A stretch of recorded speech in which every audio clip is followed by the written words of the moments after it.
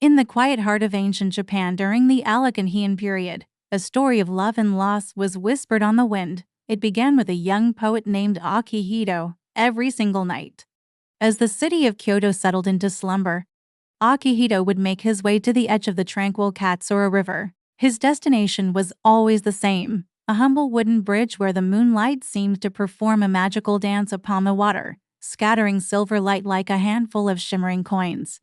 He found solace there, a quiet space to pour his heart into verses of fleeting beauty and melancholic joy. One evening, as a perfect, luminous full moon hung in the inky sky, Akihito's solitary ritual was interrupted. There, standing at the center of the bridge, was a figure bathed in the ethereal glow. It was a woman, her form graceful in a flowing white kimono. Her name, he would soon learn, was Hana. She stood motionless, a portrait of serene sorrow, her gaze lost in the gentle current below. Drawn by an unseen force, Akihito approached her cautiously. Her face, when he saw it up close, was a canvas of delicate beauty and profound sadness. A gentle breeze rustled the silk of her kimono and stirred the long strands of her dark hair. He learned that she, too, came to the bridge each night. It was a vigil, a place to remember a love she had lost, a cherished memory she could not bear to let go. And so, a tradition was born. Night after night, they met on that same moonlit bridge. Time seemed to melt away as they shared their worlds.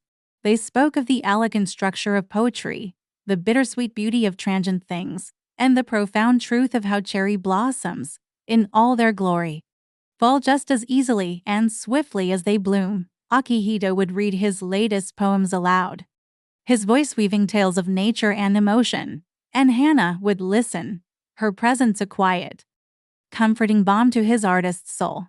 Through the changing seasons, their bond deepened.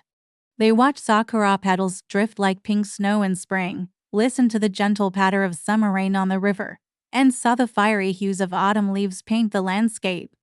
With every passing night, Akihito found himself falling deeper in love with the enigmatic woman on the bridge. Her sorrow was a part of her, yes, but so was her grace, her wisdom, and the gentle way she listened, as if he were the only person in the world.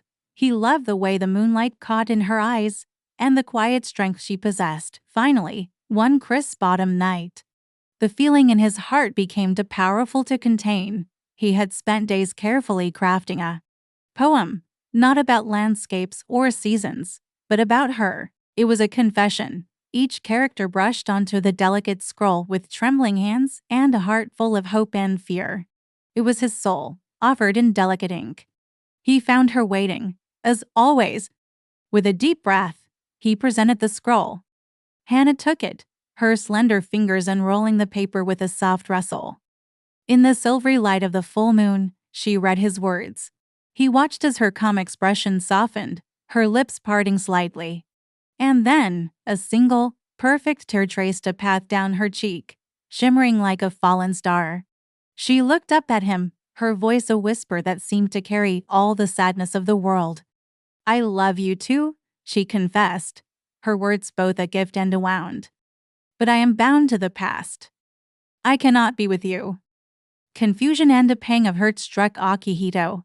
He didn't understand. He reached for her hand, wanting to comfort her, to tell her that whatever bound her, they could face it together. But his fingers met only cool, empty air. They passed directly through her hand as if she were made of mist. A sudden chill, colder than the autumn air, washed over him. The wind picked up, carrying with it a faint, mournful echo that seemed to rise from the river itself.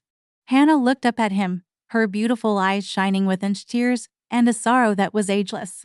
"I died 1 year ago," she said, her voice impossibly soft. "I was waiting on this very bridge for the man I loved. He promised to return to me here, but he never came back." The world seemed to stop.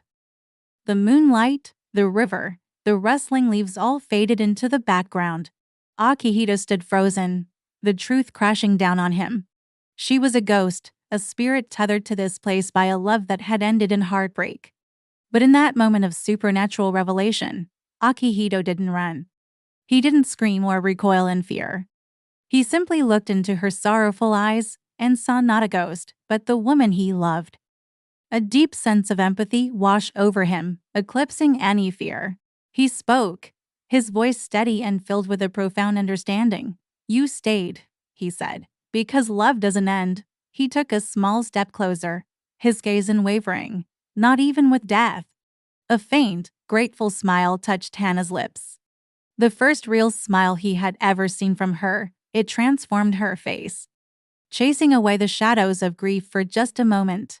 "You truly see me," she whispered, her form beginning to shimmer, to lose its substance.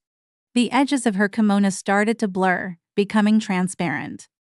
"Thank you," she breathed, her voice fading like a distant echo. "For giving me peace." As she spoke, a whirlwind of cherry blossom petals, impossible in the autumn air, swirled around her, obscuring her form in a beautiful, ethereal dance. And then, as quickly as they had appeared, the petals scattered on the wind, and she was gone. Akihito stood alone on the bridge, the night suddenly silent and empty. The poem he had written was still clutched in his hand. He never saw Hannah again. Her vigil was over. Her spirit was finally free. But his had just begun. He didn't abandon the bridge. Instead, it became his sacred place. Every year, on the night of the full moon, Akihito returned.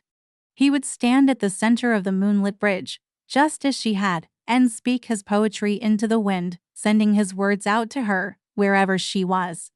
He told her of the changing seasons, of the beauty he found in the world, and of a love that continued to burn brightly in his heart. Because he had learned the greatest truth from a ghost on a bridge, that real love, true love, does not vanish. It cannot be erased by time, silenced by absence, or even extinguished by death. It simply changes form, living on in memories, in poetry, and in the quiet beating of a faithful heart. Thank you for watching. If you enjoyed this story, please like this video and subscribe to the channel for more tales from the heart. We'll see you next time.